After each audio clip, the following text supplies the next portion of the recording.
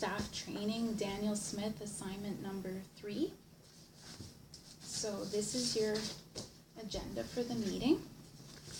And today we're meeting to discuss Sam entering your classroom and how you're going to be using a picture exchange communication system with him to navigate the classroom setting. So since you have no experience at all with picture exchange systems, we're going to start right at the beginning about why he's using them. Sam has been using it in his IBI to deal with his disruptive behaviors that he's been having, and he's had really good success in IBI with it. And now that he's transitioning from the IBI setting to a full-time classroom setting, we're going to have you continue the system that he's already been using. And this is a copy of his current system board, and I also have other examples. So topographically, using a PICS system doesn't really look the way his disruptive behaviors looks. When Sam is banging his head on the wall, handing you a picture doesn't look the same, but the point of the PICS system is to functionally behave the same way as the maladaptive behavior. So when he's handing you the picture for juice, that's the same as when he wants juice and he's doing disruptive behaviors to the classroom. But it's an easier way because consistently when he hands you a photo of juice, you're going to give him what he wants instead of when he's banging his head and you're not understanding what he's trying to achieve from you. The other thing is when you're using the picture exchange system, you're also going to be verbally reiterating what he wants. So when he hands you the picture, you're going to be saying, Sam, I see you want a juice. I'll get you juice.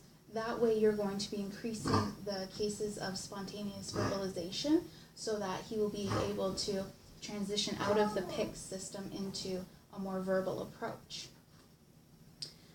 So his level right now of using a PECS system in his IBI is about an 80% success rate. That means about 80% of the time when he knows what he wants, he can find the picture and he can use it to get what he wants. So in his current, we're going to pretend that that you are the mediator and I am Sam. And so you're going to request something. Sam, you'll say, Sam, bring me up, or Sam, do you want to play, and ask for something on the board, and I'll show you how Sam's supposed to do it. Okay. Sam, can you bring me a drink?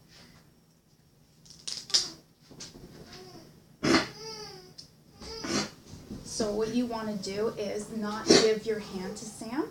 You want Sam to locate the photo on the board, and then to locate your palm and give it to you. And then you can place it on your board, which you'll have a bigger copy of.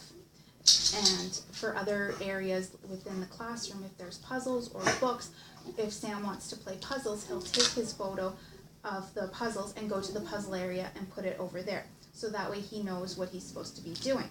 So this is the one he's been using at IBI with very simple commands: drink, food, books, puzzles, very simple. As you gain understanding of this system, you'll be switching to a now and then model. So now and then models are you're using preferred items as rewards for not preferred items.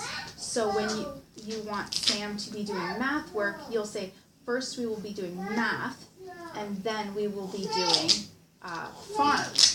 So Sam sees visually that first we are doing the non-preferred item, then we will do the preferred item. Okay? Okay. Now the thing about the PECS is that it's very easy systems. You can use simply pictures, laminated materials, and have several copies of them because they are so small they will often get lost, and that way we can just have more readily available.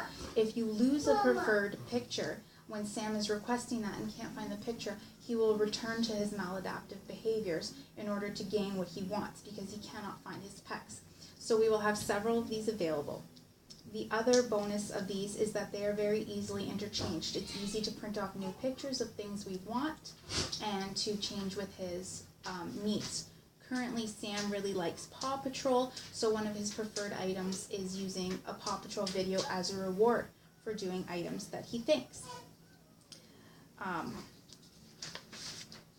So the goal of this system is to learn spontaneous verbalization. So as Sam is using these and you are gaining the knowledge of what he wants, we want to always be encouraging him to verbalize those wants. So when you say, Sam, it's time to get your coat, you want Sam to locate the coat picture and then go locate his coat at his cubby. So we are always verbalizing what he needs to say. That way he will spontaneously verbalize because the pressure is off of him with the PEC system. Sam has been using simple MANs already in his IBI, and we want to start expanding that in the classroom to using simple sentence structures. So at the top of his PECs, we have things like I want, I see, and thank you.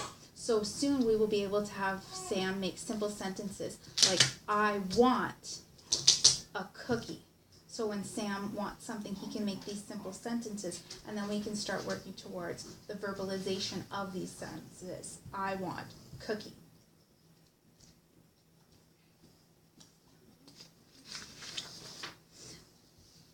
So your performance checklist is that you want to always gain Sam's attention first. You want to make sure that you are sitting in front of him. He can look at you. He can see your eyes when you are using these things. Then you can say, Sam, I want you to find, or Sam, cake. You don't want to be presenting your hand to him. You want him to be locating your hands all the time so that he knows he has to locate an adult and get their attention first. If you're presenting your hands, then he's going to wait for that presentation before he mans for anything. When we first start in the school with this, we will be taking it out and presenting it to him. This will be on his book, on his table. As he learns that you are the person he will be manding to, we want him to be able to find the books on his own. So we will leave it on his desk and he will be able to locate the PEC system. Then we will start expanding his vocabulary with this. So he will have to be able to look through and find the correct picture of what he wants and what he needs and present it to you in those simple sentences. So that is system 2 and 3. I will be back in a month to see how this system is working, and if Sam's verbalizations are increasing, that's a sign that this procedure is working. If Sam's maladaptive behavior is staying at 20% or less, and also his just how often he's interacting with you with the PEC system. Now, is there any questions you have with this?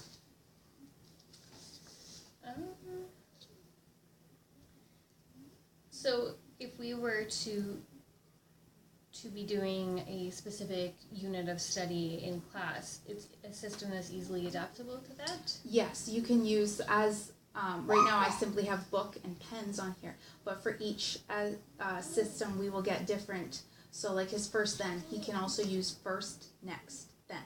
So when we are studying science, we will say science first, then literacy, then the reward system. So we will adapt this as he grows and as his vocabulary grows. So right now he is simply manding for a drink, but as his mans grow, he will ask for milk, he will ask for juice, he will ask for water. Same with different subjects. As he grows in the school setting, he will learn that first comes math, then comes literacy, then comes recess, which is the preferred activity.